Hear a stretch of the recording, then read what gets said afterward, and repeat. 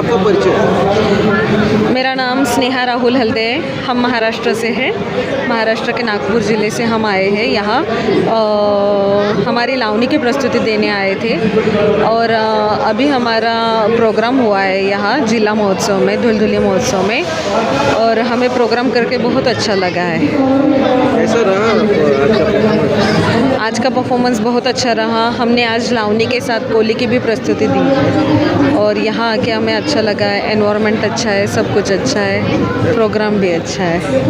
आप जो परफॉर्मेंस दिए हैं इसका महत्व क्या है, क्या दिखाना चाहते थे आप? हम यह दिखाना चाहते हैं कि हम हमारे कले के प्रति बहुत आदरपूर्वक है। हम हमारे कला का सम्मान करते हैं और ये आधुनिक काल से और पिछले यानी बरसों से चलती आ रही प्रथा जो है, जिसे नृत्य कहते हैं हम, वो आज तक चलती आ रही है। और हम यही सबको बताना चाहते हैं कि नृत्य जीवन में अतिशय महत्वपूर्ण भाग माना जाता है।